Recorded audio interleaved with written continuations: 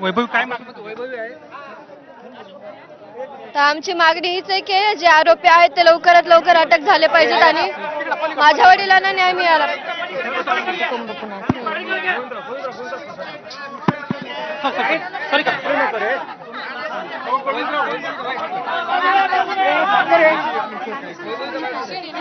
काय मागणीचं बोलणं झालं कोणाशी?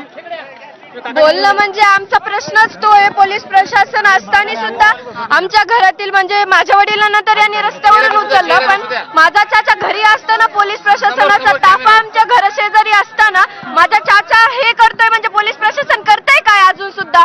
आज माझे पप्पा गेले, आज चाचाला गमावलं तर आम्ही काय करायचं? आणि जसं आज चाचा वरी गेलाय, इथून पुढे जे आरोपी अटक नाही झाले तर आमचं पूर्ण कुटुंब वरी जाईल आणि आम्हाला जर काय झालं तर पोलीस प्रशासन पुढचं बघून घेईल.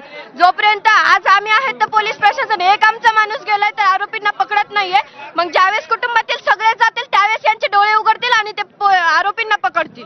पण वैभवी तुझं याच्या आधी तुझे जे चाचा आहेत त्यांच्याशी बोलणं झालं होतं काय? बोलणं म्हणजे आम्ही चाचाशी बोललो नाहीत, पण तो 4 दिवस झाले तणावात आहे. आम्ही एकच प्रश्न करतोय की जे तुमचं चाललंय ते आम्हाला कळवा. या केसमध्ये काय चाललंय ते आम्हाला सुद्धा कळलं पाहिजे. आम्हाला नाही तर पूर्ण महाराष्ट्र आज न्याय मागतोय, त्यांना सुद्धा समजलं पाहिजे या केसमध्ये चाललंय काय ना. नुसतं पोलीस प्रशासन येतंय, उभा राहतंय, त्यांची प्रक्रिया काय चालली आहे ती आम्हाला अद्यापही माहित नाहीये. आम्ही जर सगळ्यांनी असं केलं तर मग नंतर यांचे डोळे उघडणार आहेत का?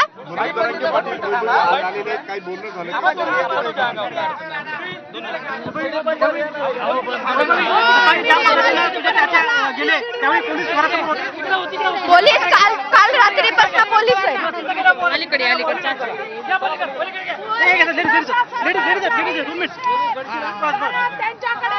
सकाळी तुझं काही बोलणं झालं होतं पोलीस दारासमोर होते? पोलीस दारासमोर असताना सुद्धा माझा चाचा वरी चढतोय, तरी पण यांना कसं माहित नाही माझा चाचा कुठे गेलाय. आज जर मी मगाशी म्हणलं पप्पाला यांनी रस्त्यावरून उचललं, माझा चाचा जर आता तो इथं आलाय, जर याला सुद्धा किडनॅप जर याचं झालं असतं, काही पुढचं झालं असतं तर पोलीस प्रशासन दारात असून त्याचा उपयोग काय आहे पोलिसांचा? आम्हाला ते काही सुद्धा करत नाहीत, नुसतं दाराशेजारी उभारतात, इकडे जातात तिकडे जातात.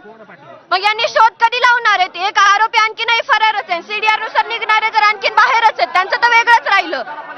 ते अटक कधी होणार? आम्हाला न्याय कधी मिळणार ना? आम्ही फक्त एकच मागतोय आणि तेही आजपर्यंत शांततेत मागत होतो की आम्हाला न्याय हवाय, आम्हाला न्याय द्या. तरी न्यायही भेटत नाही. तर ज्यावेळेस कुटुंबातील एक ना एक सदस्य असं करेल त्यावेळेस तुम्ही आम्हाला न्याय देणार आहात का? प्रचंड संतापात आहेत. महिलांनी पोलिसांच्या एसपीच्या अंगावर बांगड्या फेकल्या, संताप सुटत चाललेला आहे. संताप म्हणजे असं म्हणायला हे भावना आहेत जनतेच्या की आम्हाला न्याय का मिळत नाही? आम्ही न्याय मागतोय, आम्हाला न्याय मिळत नाहीये. आणि मग यांचं आता ते बांगड्याचं वगैरे मला याच्यातलं काही माहित नाही, पण बायकांची भूमिका आहे की आता जर ते काहीच करू शकत नाहीत तर त्यांनी सुद्धा बांगड्या भरायला पाहिजेत ना, असं त्यांना वाटतं.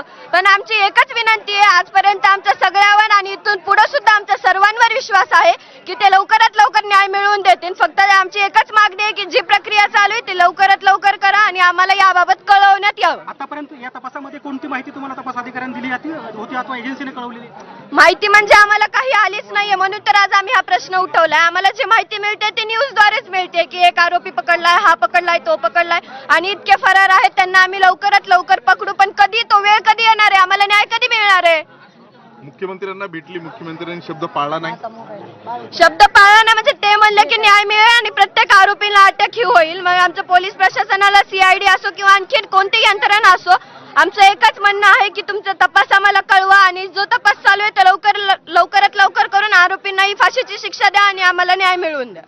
खरं तर वैभवी तुझी एक आम्ही भूमिका बघितली होती ज्यावेळी व्यासपीठावर उभा टाकल्यानंतर जे कृत्य तुमच्यासोबत घडलं ते इतरांसोबत कुणा बाबतीत घडू नये असं आवाहन तुम्ही केलं होतं, मात्र आज आक्रमक भूमिका घेताना पाहायला मिळतं. आज वेळ आली ना ती आक्रमक भूमिका घ्यायची. आजपर्यंत आम्ही म्हणत होतो की जे माझ्या वडिलांसोबत घडले, जे आमच्या कुटुंबावर वेळ आली ते इतर कुटुंबावर कोणावर येऊ नये. कारण की जर आज एक कुटुंब आज कुटुंबातील एक सदस्य गेलाय, बाकीच्यांनी न्याय मिळावा म्हणून असं करायचं तर प्रत्येक त्यांनी दुसऱ्यांना मारलं तर दुसऱ्याच्या कुटुंबाने तेच करायचं. लोकसंख्या कमी होणार नाही तर काय होणार? या महाराष्ट्र आपल्याला पुढे न्यायचं, मागे नाही आणायचं. मनोज जरांगे पाटील यांच्याशी काय चर्चा झाली? नाही, ते डायरेक्ट इथं चालते, ते घरी नाहीत आले आणखी.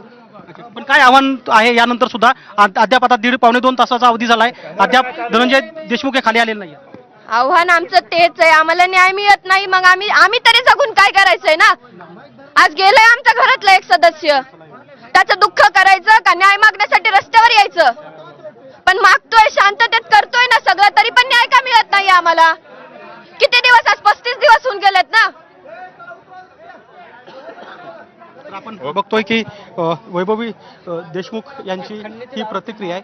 मोका लावावं, त्याच्यावर 302चा गुन्हा दाखल करावा अशी मागणी आंदोलनाच्या माध्यमातून होती. याबाबत तर मला माहित नाहीये, पण मी पहिल्यापासून म्हणते की CDR नुसार जे कोणी माझ्या वडिलांच्या हत्येत असतील त्यांना सर्वांना हा 302च्या द्वारे मोका हा लागलाच पाहिजे आणि त्यांना कठोरात कठोर शिक्षाही झालीच पाहिजे.